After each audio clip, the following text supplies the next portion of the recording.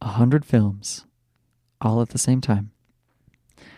From a trip to the moon, or one by one, I guess. I don't know. From a trip to the moon to Parasite, with a few exceptions. Like Woody Allen. I don't even know who that is. Fuck. Fuck Woody that Allen. guy. He makes me You Heck don't that man. say expletives. Heck him to heck, that man. That was like the opposite of the only other time I've done the intro. Dang. You don't need to know who Woody That's Allen beautiful. is Yeah, because exactly. he's influential enough that there are so many Woody Allen rip-offs. You can get the entirety of Woody Allen's oeuvre just by watching other movies. Oeuvre. Oeuvre. How have you Okay. heard that Fancy. word pronounced? No, that sounds like fake words. No, it's I know it's what you're a saying. body of words. It's a real I believe word. it's French Yeah. because all pretentious I've things are already French. used it twice in writing my thesis on Kurosawa because I'm about Wow. that pretentious. And I stole it from McQueen, I'll be honest, my professor.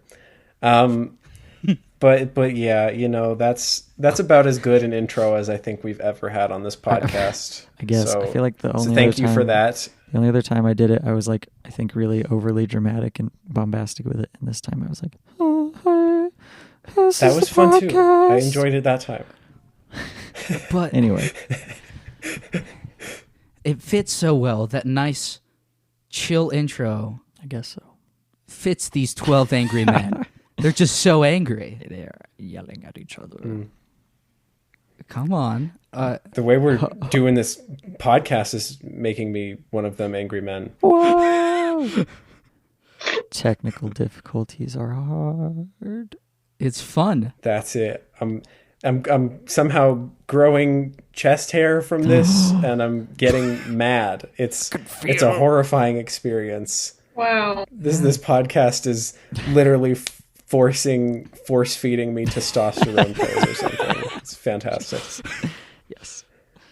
I mean, We didn't even introduce ourselves yet. I guess. Do it. I don't No. know. Do it now. Oh, yeah.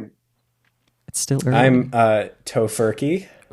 Oh my gosh. Yum. Tofurkey. Furky. Yeah. The only time I've had What are your tofurkey guys' was names? was during the eclipse, and we stayed at this orchard, and they fed us like fresh fruit and tofurkey for breakfast, and it was the Aw. most magical thing ever. Nice. What's Oh. so sweet? That actually sounds kind of incredible. It was really incredible. And then we saw the eclipse, and we were like, "Wow!" So yeah, I'm Anna, not Hannah. Still a palindrome, but with no H's, except I have an H in my last name, so I guess I can't say that I have no H's. One H. That You works. have it. Anna with on one there. H. Yeah. You are, Anna with one H is my name. you are accepted, I suppose. That works. You are valid. Thank you. Thank you. I'm Hunter. Still. Hunter, okay. Hunter, you are valid. And I'm Aiden. Wow, so valid. Thank you. I mean, so let's talk about these sweaty boys, shall we? These dozen sweaty lads. Oh, wait. These sweaty boys. I just would like to Let's say Talk about these sweaty boys. that, like, I don't know, the movie partly makes me so uncomfortable because I don't like when there's like a lot of sweat in movies. It just makes me uncomfy. So I always That just was get, awesome. I mean, it's part of the point of the film is that you get uncomfy at the climax when everyone is just like sweating, but I just feel gross. That's fair. I don't like it either. They're very sweaty. Yeah, well, you will be happy to know that 1957's 12 Angry Men is the sweatiest 12 Angry Men. They are the wettest men. The rest of the men, bone dry. Oh wow. The rest of the men are pretty Oh. dry. The Friedkin men, they get a bit damp, but the rest of the men just don't get there. I mean, the Russian men have a whole allegory about it. I hate That's good. I Civil hate that War we're going on, rating but- films on how sweaty the men are. I mean, I have several lists ranking those films, but it's not What would the sweatiest best movie be? Well, yeah. okay. While you think about that, to get it out of the way, this is about 12 Angry Men, 1957. I decided to watch half a dozen adaptations of 12 Angry Men because I thought it would give me a greater perspective on how the Sidney Lumet uses cinematography in the thing, and instead I just drove myself crazy. So I'm not going to be very useful this episode. This is one, as I alluded to last episode, this is one of my top movies that I think every human being should watch as like a teenager, I guess. Because I think it's so important to think about your biases and even just to realize that your biases are affecting the way that you think. And so especially, I just turned off my graph, juror number 10, and how he like goes the whole movie like operating with this bias, and he's the last person to realize that he is biased. And I just think it's so important to like reflect on that, and also how your background and the way that you were raised affects you, and also how like your own issues that are completely separate from what's at hand affect you. So like this guy, like his son had hurt him, or no, that was number 3. Number 3 was the one who his son had hurt him, and so he was like, all sons are bad. So I don't know, I just think it's really valuable in that it's a reminder to, I guess, like check your biases, and also just the way that you go about thinking through a problem. I don't know, I just think it's really important to watch, and to watch often.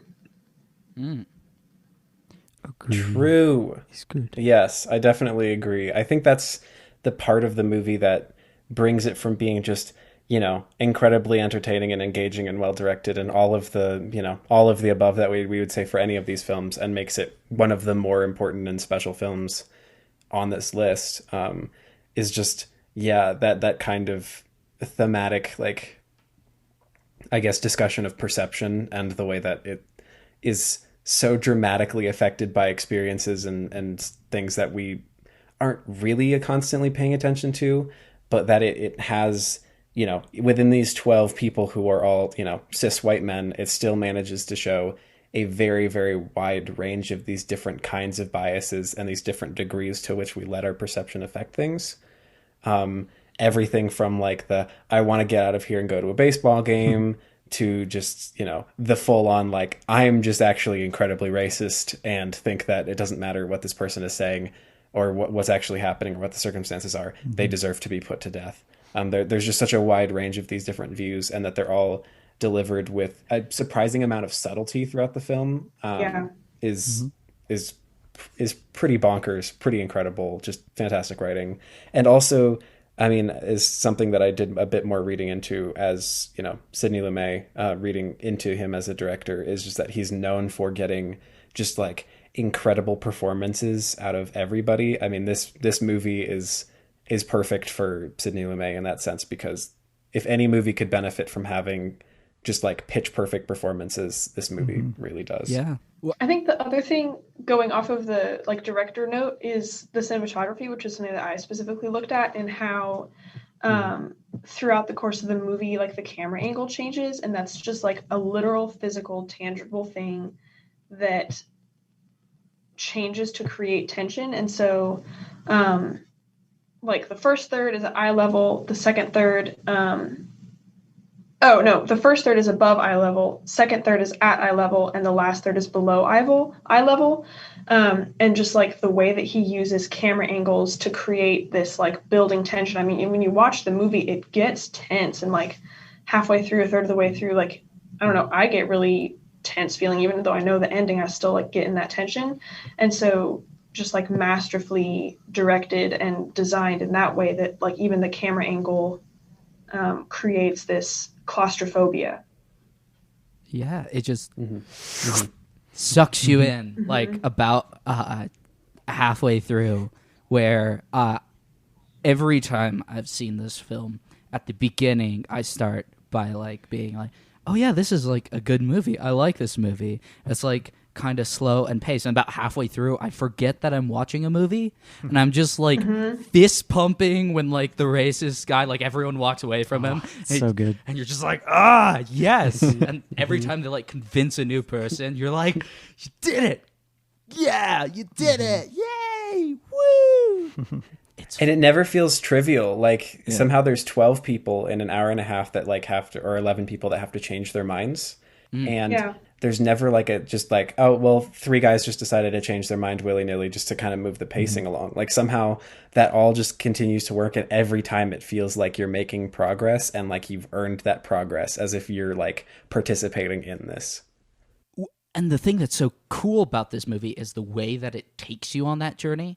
Because, okay, I don't know about anyone else here, but the thing that I noticed, especially upon this rewatch, every time I go into the movie, I begin thinking that juror number 1, like the foreman, is the protagonist because the way that the camera is, it's framing him in shots a lot. And then juror number 8 comes in and slowly takes the spotlight. And as he's winning the other people at the table around, he's also winning the perspective of the film to his perspective. And that's something that really got just thrown into like a relief when I was watching other adaptations of this, because other adaptations, it's very noticeable when they start looking down the table from the perspective of juror number 8. They don't start following juror number 1.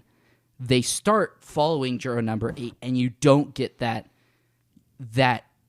narrative perspective of a shift in perspective where the audience and the camera is shifting perspectives and slowly making up its mind about what these characters are, like what side you're being swayed toward by these characters and stuff. That's a very good point.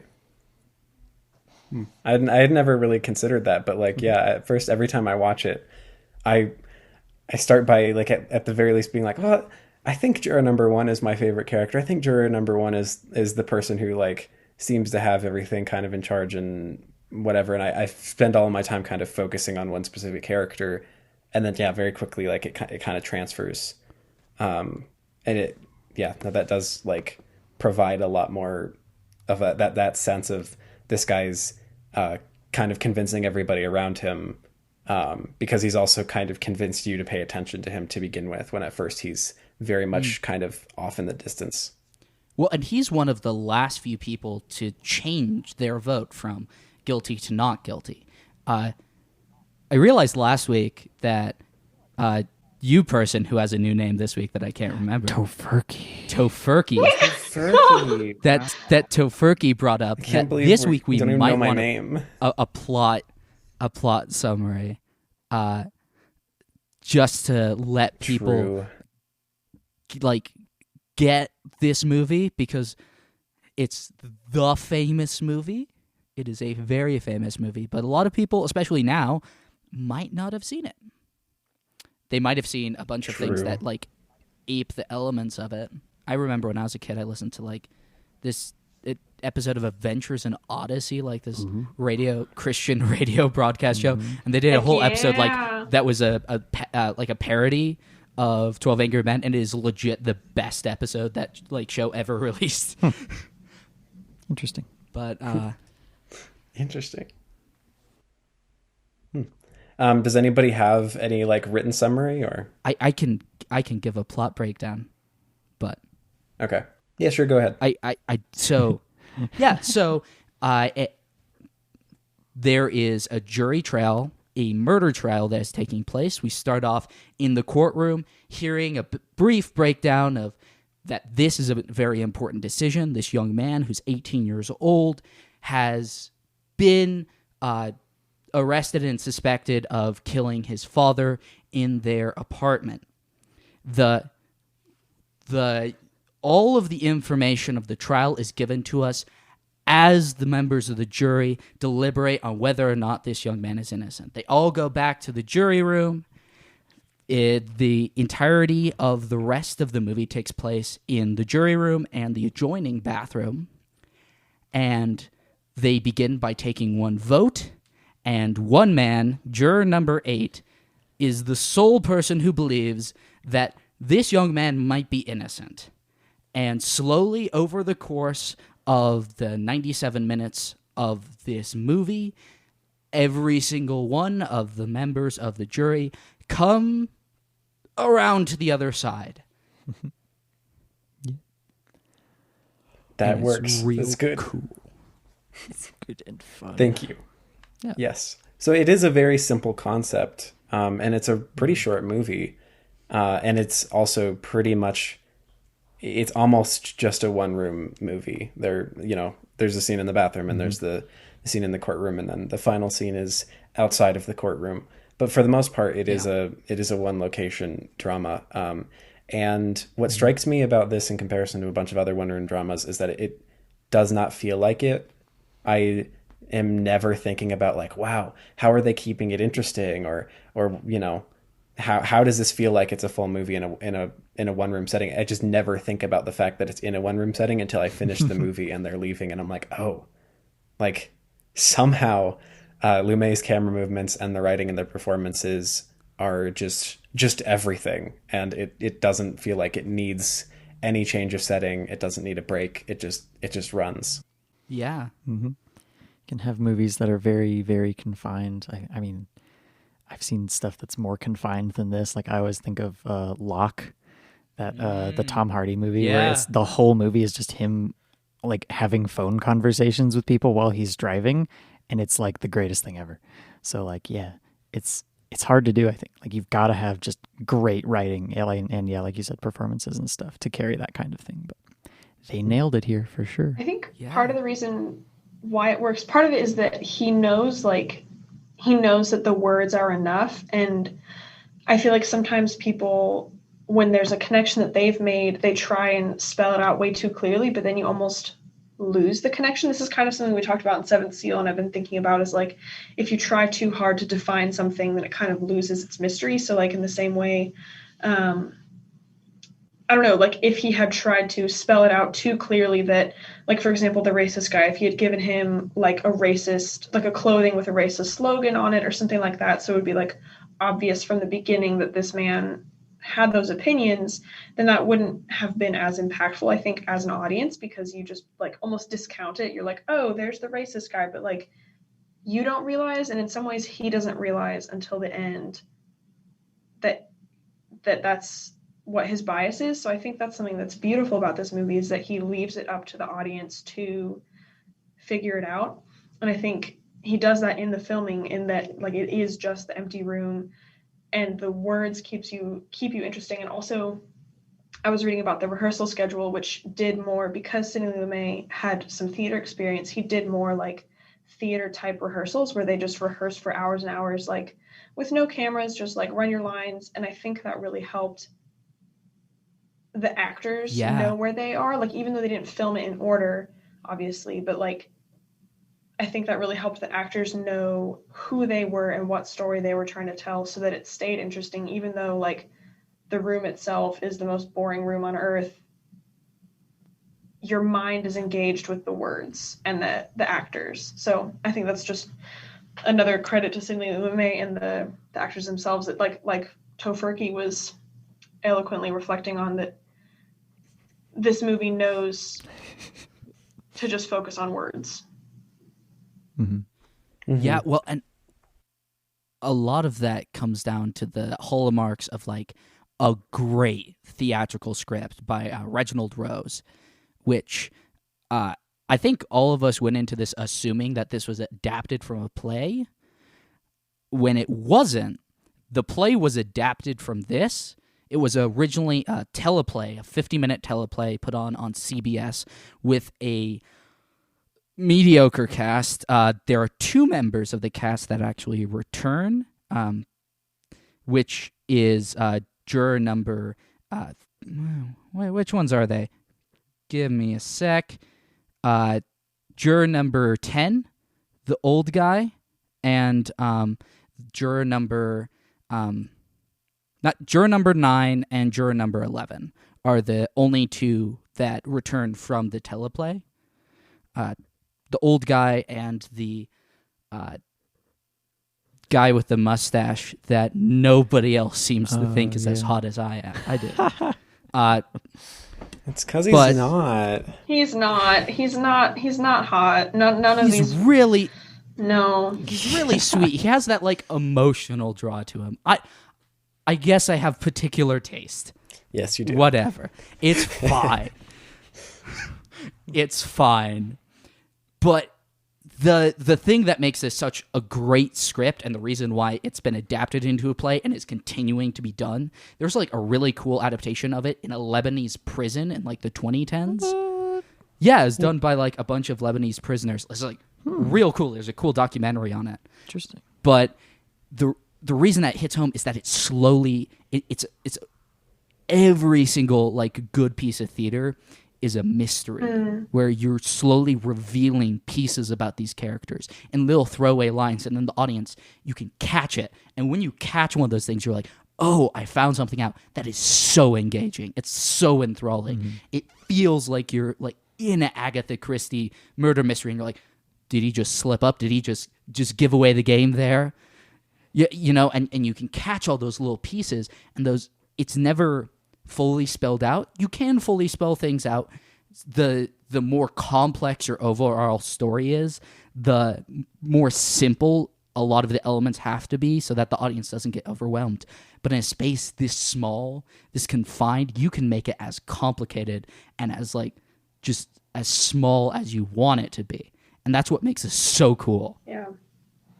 Yeah, like there's not like a lot of new information that's added throughout the course of the movie. Like for the most part, it's just basically dealing with the same set of facts that they start off talking about, but like they just kind of zoom in on different aspects as they go and then discussing like, does that make sense? Can we really logically put all of our faith into that story?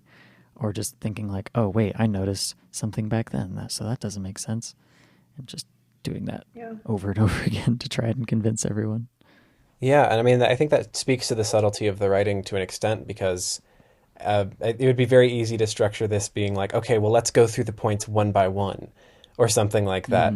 And then, you know, it's just very easy to be like, okay, well, first let's talk about, you know, the knife, and then let's talk about this, and let's talk about this. But the way that it's kind of bouncing back and forth between things like a natural conversation would, not only brings you into it more and reveals things in a more, you know, dynamic and interesting way, but like just overall just builds the mystery more, I think, when they bring back something else that they talked about previously and kind of shed new light on it. Yeah. The other thing I will say that, I mean, back to the one thing that I researched, which is kind of how it was filmed, they intentionally, and I put a graph of this, maybe we can share it.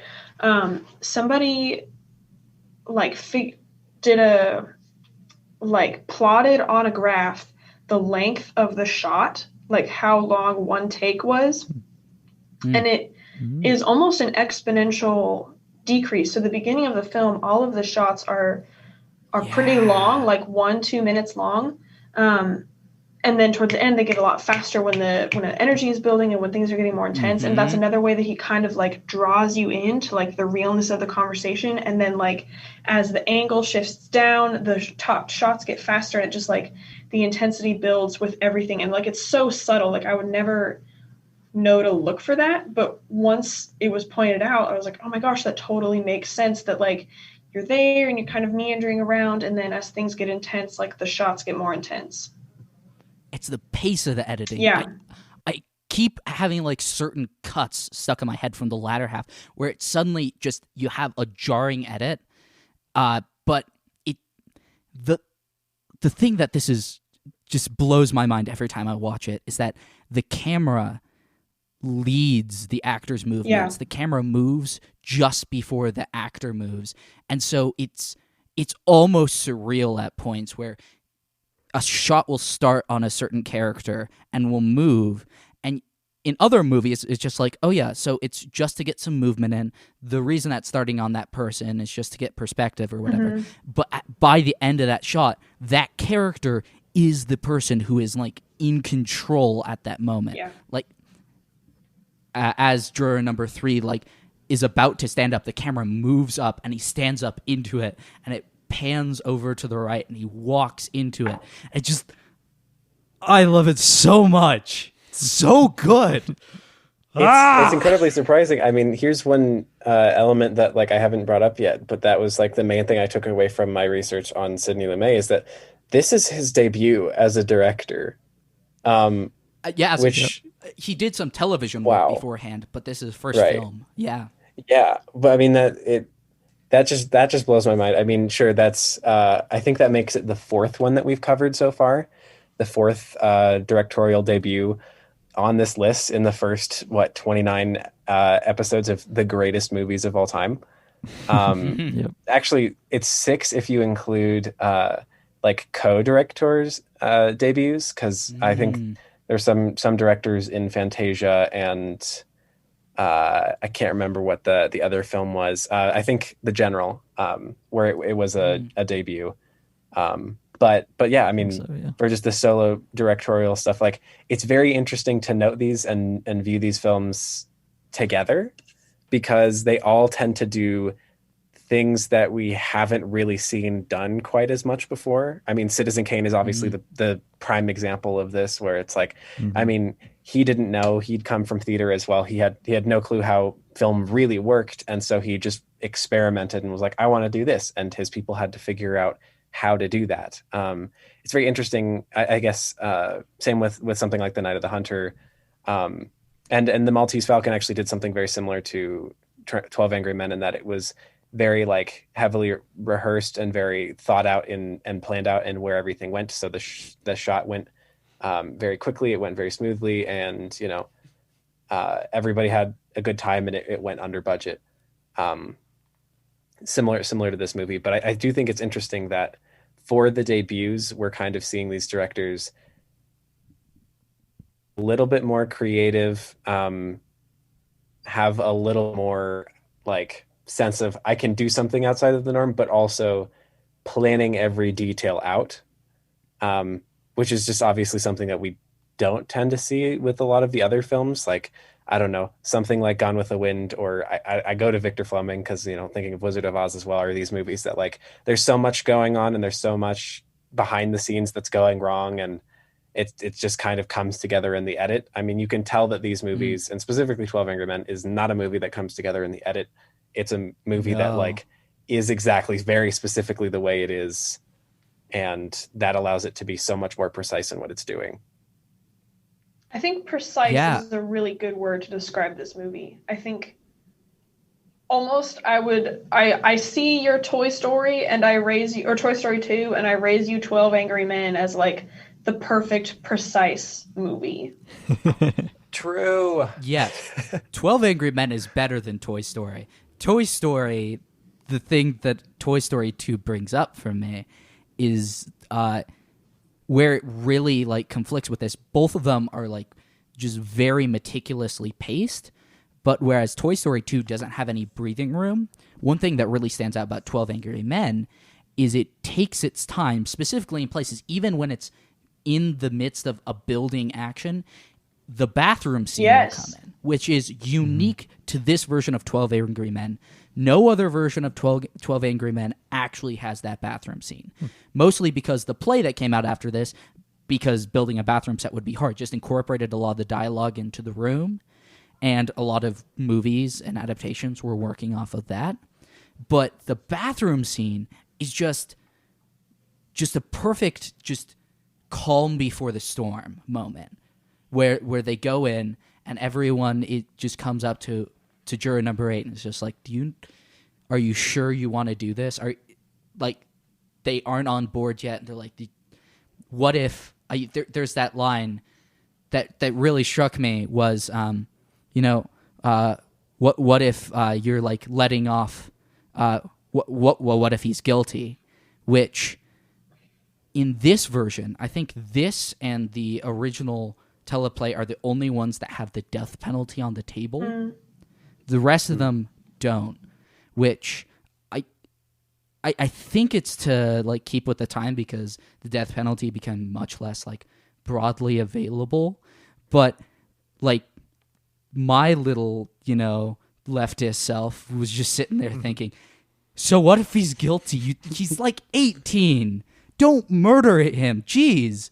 But it's there's so much in this film, just in the mindset of the characters and everything, that is, despite the fact that this film has been adapted all over the world, it feels in the mindset of like an American populace and a very masculine, patriarchal American populace. This is like a display of the spectrum of American manhood. Yeah. And that's another reason know, why I think this movie is important too, is that like they're all men, but some of them, I don't know, like their expressions of their masculinity are different, and some of them, to be completely honest, I respect some of them more than others, and the way that they express, I mean, obviously, but like, True. oh, I yeah. don't know, some of them I would not want my son or husband to try and imitate in their masculinity, you know? Of course. And that's like the standout, of course, juror number 3, who like had his son gotten an argument and wasn't willing to continue it. And he's just like, that day I swore I'd make my son a man, and I made him a man, but when he was 16, we had an argument, he punched me in the face, and he hasn't talked to me for 3 years. And you're just like, it's more of a critique of toxic masculinity than like, it's a harsher one than almost anything I've seen in like the last decade when it's really come up, where it's someone who is just somewhat consciously being incredibly self-destructive and not really being able to accept it until like through the arc of the show. That is his main thing. He isn't willing to accept that this boy is innocent because he's seeing the boy as kind of a representative. He's tying all of his the baggage he has with his son to this young man who he feels like stabbed him in the back the way that this boy supposedly did to his father. Yeah. Yeah, it's interesting because it is a more harsh critique in some ways, but it's also maybe a more, I don't know, arguably fair critique. Like, it doesn't feel like it's setting up a straw man. And no. Even though I agree with pretty much most critiques of toxic masculinity, undoubtedly sometimes they take a straw man of just like objectively the worst man, which, I mean, sure, we probably all know a few people who are like that, but like taking the absolute worst idea of a man, the worst representation of a man, and then fighting that is a lot easier than doing what 12 Angry Men does here, which stands out to me particularly with juror number 10, as somebody who, when everybody turns their back on him, he kind of recognizes his bias and is distraught over it. Which probably is my favorite scene. It's incredible. It's also something that you don't expect, or at least I don't expect from something like this. I expect maybe people to be like, "Oh, shut up, you racist asshole," and then move on, and then he's just mad, and like I would expect that somebody like that would never recognize their bias and just say, "Well, the whole world is wrong," and move on. But what 12 Angry Men does is almost kind of present like a semi-redemption arc for like pretty much all of the characters in this film, and not in the sense that they become great people by the end of the play, but that they're able to recognize where they're being limited. And it just shows this amount of like, wow, like this is kind of where masculinity, this is where society even can go, with just kind of a simple condemnation and a simple recognition of what's happening, obviously followed by effort to change that, rather than just like, okay, kill all men. Like I could, like, there's an extent to which aesthetically I can get behind that. But I mean, it doesn't ultimately solve the problem. So yeah. I feel like it's kind of like at the base of the whole story, like just, having all of these guys being like, okay, come to a unanimous decision, guilty or not guilty. And the whole point that, like, 11 of these guys are just like, they kind of accept this sort of bloodthirsty decision of like, yes, from what we've heard, it's okay to kill this person who is, just now like not a child anymore. And then having only one person who is like, why are we not begging for a reason to spare this person's life, which is just kind of how I would hope it should be. And so then, just using the whole movie and all these conversations to just be like, why not choose the merciful, kind way? Just trying to find a reason to doubt instead of just being like, yep, kill him. That's something very unique to this original version of the story, where the first person who's a detractor isn't a detractor because they think that the facts are necessarily like saying that the guy's innocent. The initial thing that juror number 8 just goes into saying is, I can't vote for this because me voting, there are 11 people voting to spare this boy no mercy. I can't bring myself to do that to someone else unless I'm completely sure. Mm-hmm. And so I just want to talk. It just starts like that, and then as they talk, they actually wind up noticing a lot of holes or a lot of inconsistencies in the pieces of evidence. Yeah, and it's nothing they don't present new evidence. It's not getting to the point where they're like, oh, well, it's definitely not true what the people presented. It's just like, is there a reason that it might not be entirely true? With the exception of the knife, which is the only piece of new evidence that's brought forward, which is just like a moment in. It's just like the first moment that just gets you, at least first moment that gets me, where they say, this is a very unique knife. And then juror number 8 just takes the knife out of his pocket, stabs it into the table. And he's like, I found this at a shop on the boys' street last night because it's kind of irking me. This isn't a unique knife. Mm-hmm. I have a question that I mean, we can kind of just, maybe I leave you with this and think about it, but I was reading, and apparently there's a Japanese version of this story, but it's the opposite, where the 12 jurors go into the room and everyone says not guilty except for one that says guilty. And by the end of the film, everyone says guilty.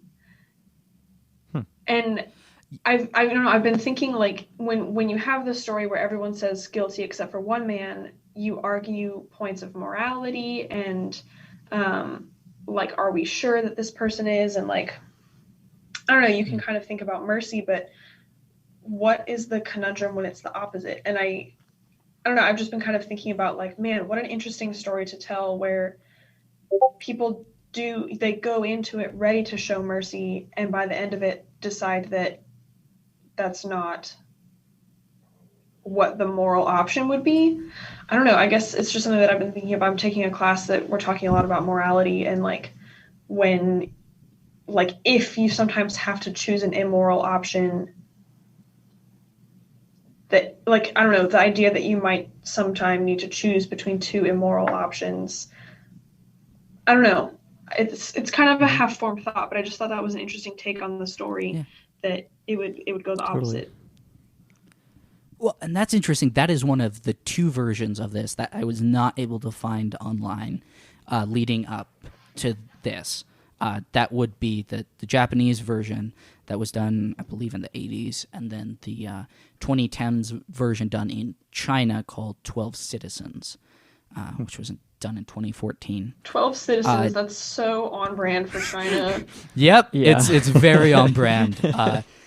The other, so almost all of the versions that I saw basically keep the same story. There's a version done in India in 2016, which is just nuts and absolutely insane and terrible. It's just a mix mash of just stylistic elements drawn from Quentin Tarantino and Edgar Wright movies with no rhyme or reason behind them, and Bollywood musical numbers too, I guess.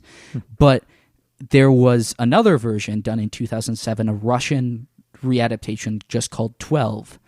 And the thing that changes, well, a lot changes because it's a change in context. The Russian judicial system doesn't have the same jury process, so they have to come to the decision in the room to give the idea of the reasonable doubt, put that on the table and make that a thing within the context of the story. But the most striking elements of the story is the four-man jury number one, once everyone else agrees that he is not guilty, he sends everyone goes to leave, and he's like, "You haven't heard my vote yet." And they're like, "What's your vote?" And he's like, I would vote guilty. They're like, "Why would you vote guilty?" He's like, I think you're correct. I think that he didn't commit the crime, but the people who did commit the crime are out there, and they are depending, because in this one it's like a state conspiracy that's sort of covering it up. They are depending on him getting off, being put in jail to kind of cover their tracks. And if we acquit him, he's going to die. They're going to kill him, so that he doesn't give any more information about where they are, and he's going to live longer in prison than he ever will on the street. Dang. And that's like a final argument in there, and that's kind of a dark one. I think most of the people wind up dying in the Civil War at the end of that one. It's kind of a take. Yeah, but there are a lot of different. This setup has so many moral questions in it. There is so much just room for your mind to go, and you can take it in completely different places where you're like, what it's a context to examine philosophy. It's like a Socratic forum of a film, on a very specific issue, just taking a bunch of people's different perspectives and just examining them. I like it. I like how it can be different in the different versions. Sorry.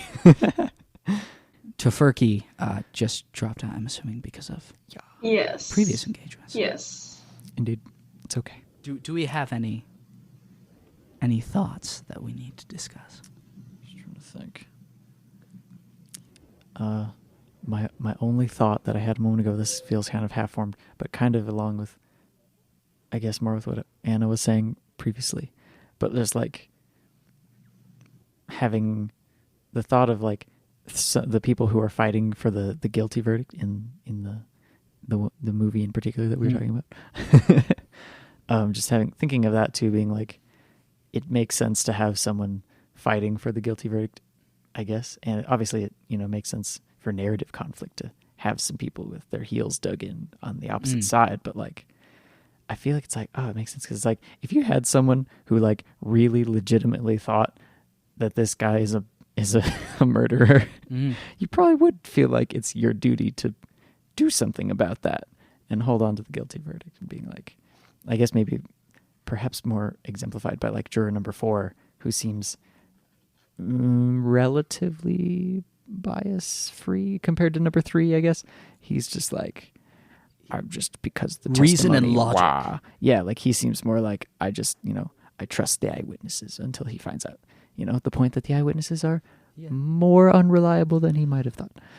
Which but is I guess I just see that being it makes sense, I guess. there are only most of the things that are added from the original teleplay to this are just more. Most of the details are the same.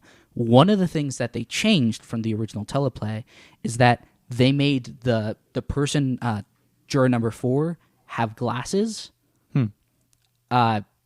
For the whole thing where they reveal that the woman who's testifying was wearing glasses, and if she just looked over in the middle of the night, she wouldn't have been wearing glasses. Because you can see the little marks there. Originally, that was given to juror number 1, and it works so much better. Where it's a bit of a convenience where you take the plot and you're the thing that this character specifically needs to learn applies to this character, and you're okay, that's a bit of a coincidence that it's juror number 4 who's wearing the glasses, and would be able to figure out that the woman was wearing glasses because of the little impressions next to her nose. But at the same time, that those sort of narrative coincidences that you have are what make it work. I hate cinema-sensing movies, that whole thing. And I've hated it for a while because it's pointing out those narrative coincidences, those things that the writers put in there because it makes the story more powerful and more effective, and saying that because it is not strictly realistic, it is necessarily bad in some nebulous sense, which is just the most like 2010s film nerd thing ever. We're going to get so many bad movies made by 2010s film nerds. I'm not looking forward to it. But on the plus side, foreign cinema is doing pretty great right now. So I can just watch South Korean movies and I don't have to care. Heck yeah. All good. Also on that note, a Brazilian film that came out a couple years ago, Bacurau. It is it reminded me of this film because both of them have that same sort of writing-based mystery element to it, where the information is revealed slowly and there's still a bit of mystery and uncertainty towards the end of the story. And the only movies I have seen that have come out in like the last decade that are written like that are not from America. American screenwriting just hasn't had that sort of like that texture to it in a while. And I'm sure I have blind spots. I have many blind spots, but I just haven't seen that as much in American cinema, whereas it is being used heavily in Brazilian, South Korean, Japanese films. You know, it's kind of sad, but also kind of great because America shouldn't have like a monopoly on cultural capital regarding film. For sure. Glad it's still out there. Yeah, I mean, I can't think of anything with quite the same feeling that's come out lately. I don't know. Yeah. Well, Parasite has kind of similar writing, which Yeah? we will, in theory, eventually we'll cover on get this to podcast. it later. Which is, I think, why everyone fell in love with it. Yeah. That and, you know, So solid. South Korean thrillers. Mhm. Just going for it. Well, I think we're probably going to need to wrap it up here soon. It's going to be a Cool. little bit of a shorter one today. Did anyone have any final points, final remarks on the movie? I feel like my piece has been heard. Indeed. Same. My piece has been more than heard. All good. All good. I have talked for a while. It was all good. I like this. your info. This was chill. Yep. Oh, also, Sidney Lumet wrote a book called Making Movies in like the 90s, which I just found out is on Audible, and I'm so excited to start listening to it Cool. because, oh my goodness, can that guy make movies? Oh, I did realize. I forgot that he directed Dog Day Afternoon, which Oh. I totally recommend. Dog Day Afternoon. Super good. Network did the original Murder on the Orient Express. He also, he also has directed like every single adaptation of a straight play that has come out and been half decent. Like he did the Death Trap movie and the like. Cool. So much. Nice. Busy guy. All right. Yeah. Well, check all that out. If you want to see more stuff from us, I'll give you the short version. You can just go to movieoverloadpod.com and you can find links to all the other relevant stuff, or you can just search for Movie Overload Podcast and probably find us. I think there's another thing called Movie Overload that's not us, but just ignore that. And I'm going to intro myself. As we say at the end of every podcast, Baltimore, that's like being hit in the head with a crowbar once a day.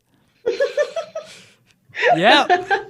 That's Baltimore for you. I feel like there's like a Yeah. lot of good lines, and there's like a lot of good lines in this movie, but like not a lot that like stand well on their own. Anyway, That's because it's well written. There are no one-liners. There's just the script. yep.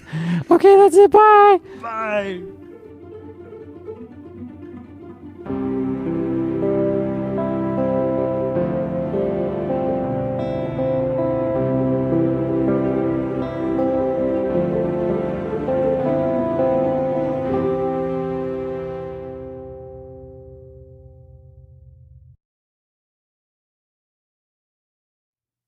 The guy that's like, I'm just gonna say something. Let's put it out on the porch and see if the cat picks it up. Yeah. That guy's my favorite because he says the stupidest things. Or not the Nice. stupidest, but like the funniest things. Funniest things guy. He's kind of charming. Are you I don't know. He's like, Slightly let's run it up the flagpole and see if people salute it. And I'm like, I like this man. is that juror number 12 or juror number 7? I would remember the dialogue better, 12. except it's 12, the advertising exec. Yes. Yeah. Okay. Okay, but which of the 12 is the hottest? I think it's. I'm biased, but number 4. I like Wait, him. hang on. I'm getting a cast list up so I can speak with some Juror juror 4. Juror 4 and juror 11 are pretty good. Juror 4? This guy? Oh, Oh yeah. no, I was And thinking 5. juror 5, but he's not bad. Juror 5? He's Oh, okay. yeah. This guy? Classic. Yeah. I've seen him Okay. in some stuff. Hey, He's can I see really this guy sweet. again? It's Yeah, more yeah. character. I like his character. He seems like a sweet man, but not my type. Oh yeah. I don't think he's attractive. I oh, think good that grief. 12 is attractive.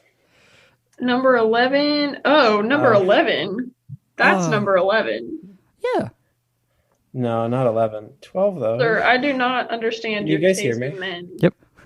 Yeah. He's really sweet. Okay, but okay. number 12, I kind of this guy.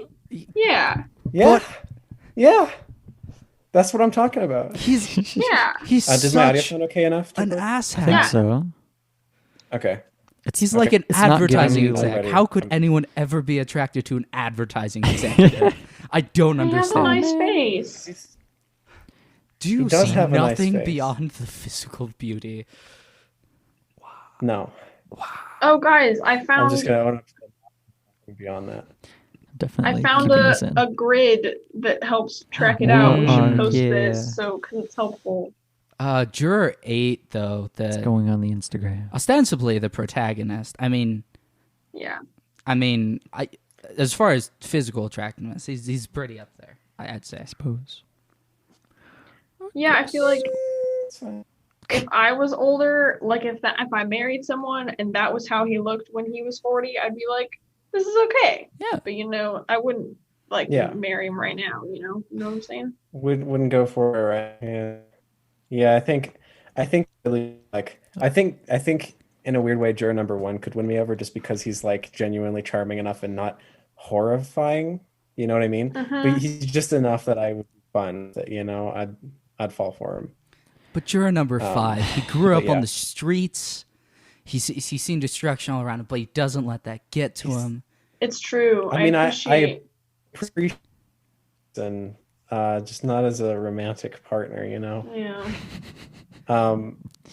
Yeah, geez, I don't know. I feel like the majority of them are not attractive. No. Okay, That's kind of the Um, joke. but it is 500 times better highlight juror number 10. than the William Friedkin version from 1997, where all of the men are old.